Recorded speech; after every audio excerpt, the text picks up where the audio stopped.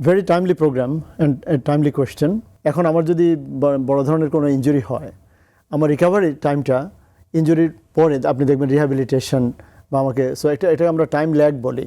আপনি যদি 2024 বা তার আগের, আমি বলছি না যেটা আগের টাকা, 2025-এও দেশে করাপশন হয়েছে, 2026-এও হচ্ছে। সো বাট আমি বলছি আমাদের যে ইটস এ টিপ অফ, আপনি যে ইন্ডিকেটরটা নিয়েছেন যে সুইস ব্যাংকের ব্যালেন্স এবং সেখানে ব্যালেন্সটা বাড়ার যে মানে ড্রামাটিক 41% ইনক্রিজ, যেখানে দেশের কারোই তো টাকা পয়সা বাড়ে নাই।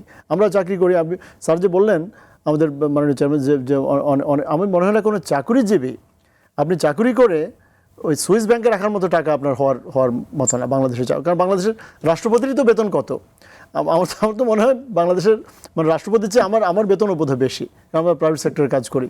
সো বাংলাদেশের মানে আপনি সেনাবাহিনী প্রধান হন, আপনি দুদকের প্রধান হন, আপনি বাংলাদেশ ব্যাংকের গভর্নর হন, আপনি কোন স্কেলে বেতন, আপনি 2-2.5 লাখ টাকার বেশি আপনি বেতন পাবেন না। সো সেখানে আপনার কোনোভাবে ওই মানে দেশেই সঞ্চয় করার মতো অবস্থা থাকবে না। বাট সুইস ব্যাংকে যাওয়া, তারপর আবার হাজার হাজার কোটি টাকা, এর মধ্যে আপনি মানে নিশ্চিতভাবে ধরে রাখতে পারেন যে টাকার একটা পার্ট, মানে আপনি টোটাল যে মানে করাপশন বা যে ফ্রড যে হয়েছে বাংলাদেশে, যে লুণ্ঠন যেটাকে ওনারা মানে বাংলায় বলেন, এটার একটা ওই টিপ অফ অ্যান আইসবার্গ, এটা একটা ইন্ডেক্স হিসাবে আপনি এটা ইউজ করতে পারেন। তার মানে ম্যাসিভ করাপশন। সুইস ব্যাংকটা একটা শুধু গন্তব্য, এখানে তো মনে করেন কানাডা আছে, দুবাই আছে, মালয়েশিয়া আছে, সিঙ্গাপুর আছে, বহুত গন্তব্য কিন্তু টাকা ফ্লাই করেছে। এবং কি প্লাস বাংলাদেশের প্রপার্টি যেখানে দেখা যায় না, real estate, land, building, equipment, apartments, এখানে যে আরো কয়েক হাজার কোটি টাকা বা লক্ষ কোটি টাকা। আপনি দেখবেন, আপনি কিন্তু খেয়াল করবেন, মানে বিশেষ করে যুক্তরাষ্ট্রে এখনো হোম কেয়ারে বাংলাদেশিদের বিশাল বড় বড় ইনভেস্টমেন্ট, এবং আপনার এখানকার রিয়েল এস্টেটে বিগত 15-20 বছর ধরেই কিন্তু হিউজ ইনভেস্টমেন্ট, এবং চোখের মানে নজর কাড়ার মতো কিছু বাঙালি রিয়েল এস্টেটে ইনভেস্টমেন্ট ছিল। এই টাকাটা কিন্তু সবই এখান থেকে তৈরি হয়, এই টাকাটা কিন্তু ফ্লাই করেছে বাংলাদেশ থেকে। আপনি এই জন্য বললাম যে এটা একটা ইন্ডেক্স হিসাবে আপনি ইউজ করতে পারেন। অ্যাকচুয়াল মানে the magnitude of the problem is much bigger. কারণ ওই যে বললেন যে পৃথিবী, এটা তো একটা destination, there are many other places যেখানে টাকাটা আছে, ইংল্যান্ডে আছে, আমেরিকায় আছে, মানে সিঙ্গাপুরে খুব ইজিলি অ্যাকাউন্ট খোলা যায়। সো কোয়েশ্চেন হচ্ছে যে আপনি যখন আগের নিউজগুলো দেখুন যে একজন প্রাক্তন স্বরাষ্ট্রমন্ত্রীর পুত্রের শুধু নিউ ইয়র্কে প্রায় 350 মানে বাড়ি বা অ্যাপার্টমেন্ট।